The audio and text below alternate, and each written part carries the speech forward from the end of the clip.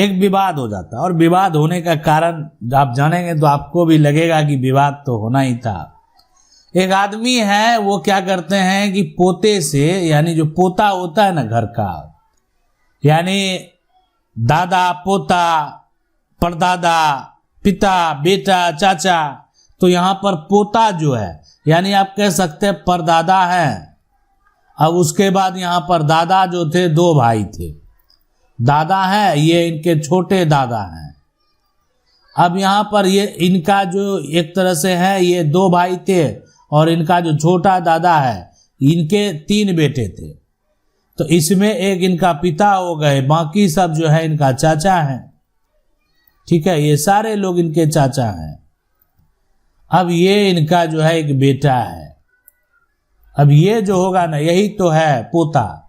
तो पोता से क्या हुआ कि ये जमीन खरीद ले, बेचने वाला पोता है, और जाकर मामला चला गया कोर्ट में। इसलिए कोर्ट में जाना ही था ना, जहां ये प्रॉपर्टी यहीं से ज्वाइंट है, यानी दोनों दादा के नाम से ज्वाइंट है। ये जमीन जो है, इस पर दोनों दादा का नाम दर्ज है, तो विवाद तो होना ही था। तो विवाद जो हुआ ना कि खतियान से जमीन का केवाला हो गया। खतियान देख सकते हैं, और खतियान से जमीन का सील तैयार हो गया, जमीन की रजिस्ट्री हो गई। बेचने वाला जमीन यहां पर जो है, ये कह सकते हैं ये पोता है, बेचने वाला ग्रैंड सन जिसको बोलते हैं, ग्रैंड सन। अब यहां पर है कि ऐसा हो रहा है क्या ये बेच सकता है? पोते का अधिकार कब बनता है, ये आपके मन में भी सवाल चल रहा होगा। क्या ऐसा हम कर लेते हैं तो वो सही है या गलत है? आज हम आपको बताएंगे। तो देखें, आमतौर पर जो जमीन है वो जो आपको देखने को मिलेगा, और अक्सर ये खतियानी जमीन के केस में आपको देखने को मिलेगा कि खतियानी जमीन है और उत्तराधिकारी जो है उस जमीन को जमीन की जाकर रजिस्ट्री कर देते हैं, जमीन का केवाला कर देते हैं। तो आखिरकार ये इसके लिए कानून क्या कहता है और इसके लिए आखिरकार क्या उनके अधिकार है, तो आज देखें, ये समझ लें।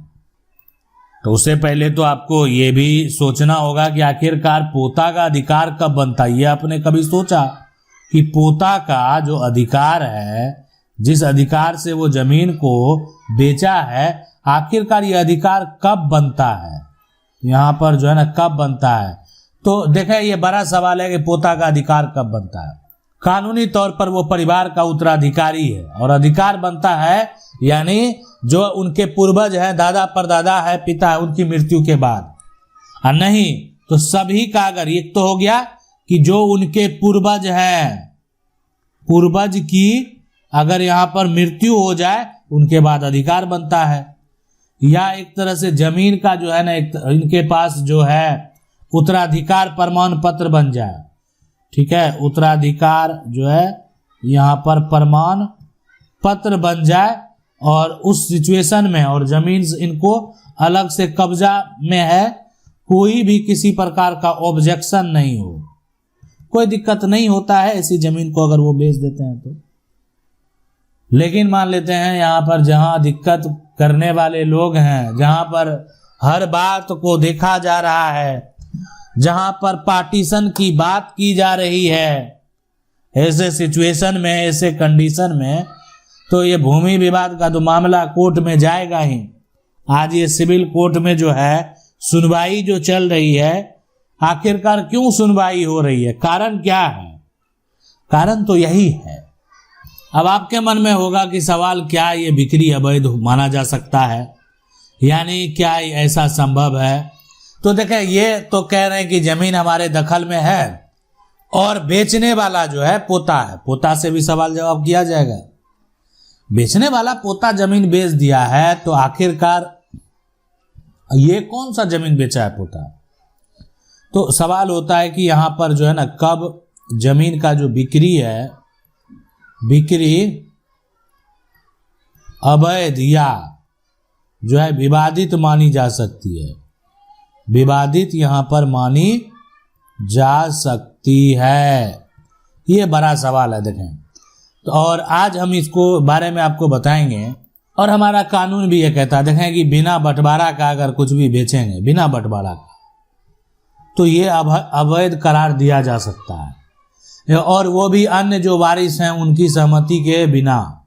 जो अन्य हकदार है, बंटवारा नहीं हुआ परिवार में, अन्य वारिसों की सहमति के बिना, ठीक है, यहाँ पर जो सहमति है ना, किसी का कोई सहमति नहीं लिया गया, बिना सहमति का जमीन बेच देंगे, तो ऐसे सिचुएशन में जो है ना कोई अधिकार नहीं है, ये नहीं कर सकते हैं, आपके पास ये अधिकार नहीं है। साथ में अगर कोई यहाँ पर जो है नाबालिग है, तो कोई नाबालिग जो है होने पर ये उनको अनुमति नहीं है कि वो जमीन बेच सकते हैं।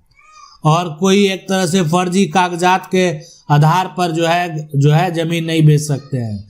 तो पैतृक संपत्ति में अपने हिस्से से अधिक कोई नहीं बेच सकता है, ये भी समझ लें। दादा परदादा का जमीन है तो इसका मतलब क्या, पोता से उससे अधिक जो पहले एक तरह जितना हिस्सा है उससे अधिक लिखवा लेंगे, ये भी संभव नहीं है। लेकिन यहाँ पर है कि पिता ने क्या किया कि ये सारी जमीन को बेच रहे थे।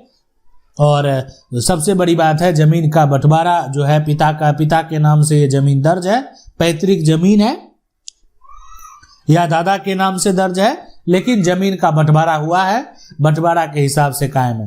तो देखिए, कोर्ट का जजमेंट हर तरह के फैसले में अलग अलग है, इसलिए ये कहना सही नहीं होगा कि आपके पक्ष में फैसला होगा, आपके पक्ष में फैसला नहीं होगा। इसलिए कि हम आपके पास ऐसे भी जजमेंट लाएंगे जहां पर जो है सेल डीड को क्या हुआ, कैंसिल कर दिया गया। हम आपके पास ऐसे भी जजमेंट लाएंगे वहां पर सिचुएशन ऐसा था कि सेल डीड को वैलिड करार दे दिया गया। तो इसलिए आप यहां पर स्पष्ट ये नहीं कह सकते कि आखिर निष्कर्ष क्या निकलेगा। लेकिन आपको कैसे खरीदना है, कैसे सावधानी बरतनी है, विवाद में नहीं फंसना है, ये समझना आपको बेहद जरूरी है। ठीक है, अब मन में सवाल आएगा ना कि क्या करें, कुछ तो बताइए, ऐसा केवाला हो गया तो क्या करें, तो वो भी बता देते हैं। अब है ये सवाल तो आपके मन में आ रहा होगा कि आखिरकार क्या करें अगर जो है ना, अगर ऐसा केवाला हो गया है तो गलत ये ना, ऐसा हो गया है, ऐसा केवाला ले लिए हैं तो ऐसा केवाला जो है केवाला हो गया है तो क्या करेंगे। देखें, घबराने की जरूरत नहीं है। अगर आप ऐसी जमीन का रजिस्ट्री करा लिए कि जमीन जो है ना एक तरीके से पोता बेच दिया है, उसको अधिकार नहीं था, तो एक होता है कि आपको पैसा अगर वापस चाहिए ना, तो आप भी जा सकते हैं यहाँ पर जो है ना सूट फॉर जो है यहाँ पर कैंसिलेशन के लिए, कि मेरे साथ धोखा हुआ है।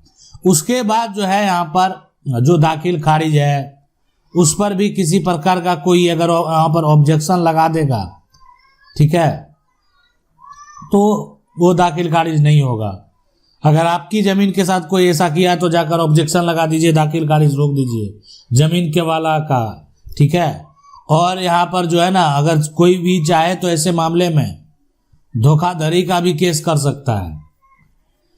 अब ये जो है मामला जैसे कोर्ट में जाएगा ना, तो कोर्ट में जाने के बाद क्या होता है कि अभी देखा जाएगा कि जो जमीन बेचा गया है, परिवार के और सदस्य की मर्जी देखी जाएगी, क्या एक जो पोता है वो सही कार्य किया है, इसको देखा जाएगा। अब यहाँ पर जो है उस पर पिता क्या कह रहे हैं, उनके भाई क्या कह रहे हैं, उनकी माँ क्या कह रही है, आसपास के लोग क्या कर रहे हैं।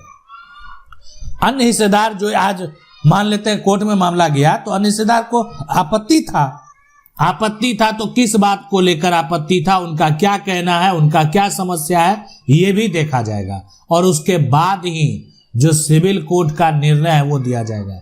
खतियान था, देखें खतियान में पोता तो उत्तराधिकारी है, पोता का हक तो है ही।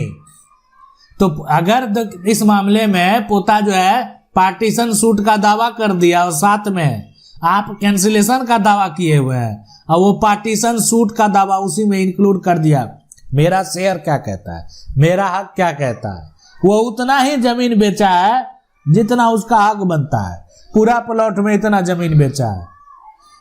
ऐसे सिचुएशन में फिर क्या होगा, कानून तो अभी जो पैतृक संपत्ति है ना, अगर दादा परदादा की संपत्ति है, खतियानी संपत्ति है, पोता जो है परिवार का उत्तराधिकारी है, पोता का जो है ना संपत्ति में समान अधिकार है। और अब वो संपत्ति को अगर बेच दिया है, अपना शेयर बेचा, अपना हक बेचा है, तो किसी को क्या आपत्ति होने वाली है। हाँ, आप ये हो सकते हैं, एक रीजन और है जहां पर ये केस कैंसिल जो है, जो सेल्डिड है उसको कैंसिल करा सकते हैं, वहां पर कोई पार्टीशन कुछ भी नहीं चलने वाला। तो ये इस तरह का समस्या देखें, सबसे पहली बात है, इस तरह का समस्या अगर आप झेल रहे हैं ना, तो आप हमें कमेंट करें, हम आपको डिटेल से बताएंगे कि ऐसे मामले में कोर्ट में किस प्रकार की सुनवाई होती है और आखिरकार सुप्रीम कोर्ट का जो जजमेंट है ऐसे मामले में क्या आया हुआ है। अब है कि जो खरीदार है उनके लिए कुछ सावधानी बेहद जरूरी है। खरीदार के साथ धोखा नहीं हो, इसलिए बेहद जरूरी है कि देखें, ये केवल खतियान आप नहीं देखें, जमीन का खतियान के साथ जो है वंशावली आपको भी देखना है, और वंशावली के साथ साथ उस व्यक्ति से बंटवारा का कागज भी मांगे जो आपको जमीन बेच रहे हैं। उसके बाद जो है कि अगर ये अधिकार कब होता है, एक पोता का अधिकार कब होगा, जब उनके परिवार के सदस्य की मृत्यु हो जाए, तो मृत्यु प्रमाण पत्र भी बेहद जरूरी है। मान लेते हैं शहरी इलाकों में जमीन है और वो पोता कहते हैं कि मेरा तो परिवार का सब मर गया, हम ही है, और खतियान दादा के नाम से है, हम बेच सकते हैं, कोई दिक्कत नहीं है। तो मृत्यु प्रमाण पत्र और एनओसी बेहद जरूरी है, ठीक है। और रही बात, सबसे महत्वपूर्ण होता है यहाँ पर स्थानीय जांच, कि जो भी है ना, जिस जगह पर आप जमीन खरीद रहे हैं उनके आसपास के लोगों को सब जानकारी होता है। इस बात को आप समझ लें, आसपास के लोगों को जब पूछताछ करने लगेंगे ना, तो पूरा कुछ न कुछ अगर वहां पर गड़बड़ी होगा पता चल जाएगा। तो ये जो समस्या है ये उत्पन्न नहीं हो, ये विवाद नहीं हो जमीन का, बेवजह जो आपको कोर्ट में खड़ा नहीं होना पड़े, तो इसलिए ऐसा जमीन में पैसा क्यों इन्वेस्ट करना। और अगर आप करेंगे तो वो भी कब कर सकते हैं, कौन सा ऐसा सिचुएशन है, कौन सा ऐसा कंडीशन है आप पैसा इन्वेस्ट कर सकते हैं। सस्ते में मिल रही है आपके पक्ष में, आप चाहते हैं आपके पक्ष में आदेश आना तय है, ऐसा कौन सा कंडीशन होगा। तो ये भी अगर आप सोच रहे हैं तो कमेंट कर सकते हैं, हम पूरा डिटेल से बताएंगे। आशा करते हैं वीडियो अच्छा लगा होगा। वीडियो को लाइक जरूर कर दें, चैनल को पहली बार देख रहे हैं सब्सक्राइब करके जो बेल आइकन है उसको जरूर दबा लें। मिलते हैं अगले वीडियो में, तब तक के लिए जय हिंद।